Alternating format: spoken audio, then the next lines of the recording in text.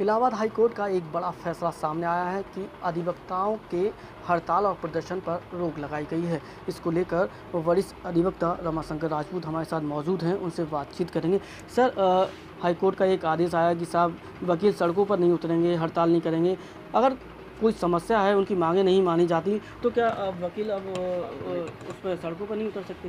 क्या लगता है ये आदेश? देखिए, ये हड़तालों का मुद्दा प्रदेश में क्या पूरे देश में काफ़ी समय से चल रहा है। मैं शुरू से मेरा ये मानना था कि अब बताऊं कि रोज़मर्रा की जो हड़ताल है, महीनों की जो हड़ताल होती है, वो बाधिकारियों के हितों के खिलाफ है। उच्चतम न्यायालय ने, हाई कोर्ट ने समय समय पर निर्देश दिए हैं, हमारी बार काउंसिल ने भी निर्देश दिए हैं कि 1-2 दिन की सांकेतिक हड़ताल है, सूचना देके की जा सकती है। लेकिन जहाँ महीनों हड़ताल की जाती है, उसका जो है बाधिकारियों को नुकसान होता है, अधिवक्ता वर्ग को नुकसान होता है, शासन सत्ता को नुकसान होता है।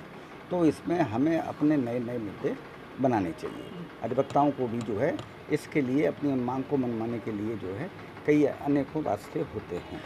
अधिवक्ता सरकार कभी कभी नहीं मानती, बड़ा तानाशाही रवैया सरकार का भी रहता है कि आपकी मांगे हैं, जो ज़रूरतमंद मांगे हैं, उनको भी मानने में काफ़ी समय लग जाता है, तो केवल हड़ताल ही एक विकल्प रह जाता है। तो अधिवक्ता कोई सरकारी कर्मचारी नहीं है, वो एक प्रतिनिधि है और सरकारी कर्मचारी होगा, वो हड़ताल पर जाएगा तो शासन सत्ता को नुकसान होगा और उनकी कमर टूट जाएगी। अधिवक्ता से उनकी कोई कमर नहीं टूट रही है, अधिवक्ता खुद अपनी कमर तोड़ रहा है। तो हमारा जो संगठन है, अधिवक्ताओं की जो सांकेतिक हड़ताल के समय समय पर निर्देश दिए हैं, वो सही है, करना चाहिए। साथ ही साथ इसमें ये हुआ है, जब रोज़मर्रा की हड़तालों को लेकर के हाई कोर्ट ने आज से 10 साल पहले एक निर्देश जारी किया है कि एक कोऑर्डिनेशन कमेटी का गठन किया है, जिसमें जो है जिला जज होता है, एडीजे होता है, एसीजेएम होता है, सिविल जज होता है, 5 आदमी की कमेटी होती है। उसमें अधिवक्ताओं के भी प्रतिनिधि होते हैं। अधिवक्ताओं की अगर कोई समस्या है तो उस कमेटी में रखी जाए, हफ्ते में कराएं, 15 दिन में कराएं। अगर उसके बावजूद भी अगर वो कमेटी जो है समाधान नहीं करती है, तब आखिरी मुद्दा हड़ताल का होता है। तो हम लोग खुद न्याय के पैरवी हैं और न्याय की जानकारी रखते हैं, और जो मार्गदर्शन दिए हुए हैं उच्चतम न्यायालय ने, हाई कोर्ट ने, हम उनका खुद ही पालन नहीं करते।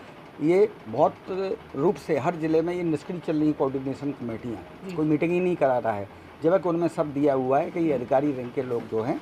अब अभी उच्च न्यायालय ने और निर्देश जारी किया है कि इसमें एक एग्जीक्यूटिव का मजिस्ट्रेट भी बैठेगा, और उससे ये है कोई सामंजस्य, वो कमेटी जो है समस्या का समाधान कराएगी। फिर भी नहीं है, तब जो है 1 दिन की 2 दिन की सांकेतिक हड़ताल की जा सकती है। तो आप मानते हैं कि आपकी जो कमेटी है वो प्रॉपर तरीके से काम नहीं कर रही, जिससे आपकी आवाज़ कमेटी और कमेटी की आवाज़ सरकार तक पहुंचे? देखिए, आज बहुमत का ज़माना है, सही बात को मानने वाले और बहुमत के आधार पर चलता है। तो ज़्यादातर अधिवक्ता समाज हमारे एक हड़ताल होगी तो हमारा काम बनेगा, लेकिन मैं इस पक्ष में हूँ कि हड़तालों से कोई काम नहीं बनता है। हमें कलम की लड़ाई लड़नी चाहिए और अपनी समस्याओं के समाधान के निरे विकल्प हैं। यानी हड़ताल का मतलब ये है कि हम बाधिकारी को नुकसान पहुंचा रहे हैं, कोई आवश्यक सेवाओं के साथ हम खिलवाड़ कर रहे हैं। तो क्या और क्या तरीका हो सकता है सर कि सरकार तक अपनी आवाज़ पहुंचे, बाधिकारी का भी नुकसान ना हो? और क्या विकल्प है? अधिवक्ताओं की है, हमारी बार काउंसिलें बनी हुई हैं, हर प्रदेश में बनी हुई हैं, ऑल इंडिया बेस पर बनी हुई हैं। हम उनके माध्यम से अपनी आवाज़ उठाएं, रिट फाइल करें और जिला प्रशासन को अपनी बात कहने का मौका दें। अगर उसके बावजूद भी हमारी समस्या का समाधान नहीं होता है, उसके बाद में हमें हड़ताल को करना चाहिए। तो कुछ ऐसे भी रास्ते निकल सकते हैं कि साहब वादकारी आता है तो उसकी भी बात सुनी जाए और आपकी भी हड़ताल जारी रहे, कुछ इस तरह का सामंजस्य? देखिए, हम हड़ताल की घोषणा कर देते हैं, उसका क्रियान्वयन नहीं होता है। आधे लोग काम करते हैं, आधे लोग काम नहीं करते हैं, जिससे आम जो बातकारी है उसको नुकसान होता है।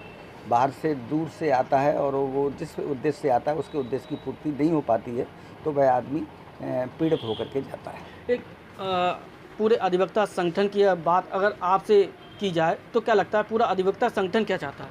देखिए, अधिवक्ता संगठन जो परंपरा चली आ रही है कि हड़ताल करेंगे, ये हो जाएगा, वो परंपरा में चल रहा है। हम इस विषय पर जो है कभी सोच नहीं सकते हैं, न सोच करके हम इस पर कोई निर्णय नहीं लेते हैं। जहाँ हम जैसे लोग कोई इस आवाज़ को उठाते हैं तो इस बात का नज़रअंदाज कर दिया जाता है, जो बहुमत की बात के आधार पर नहीं हड़ताल चलेगी, हड़ताल चलेगी।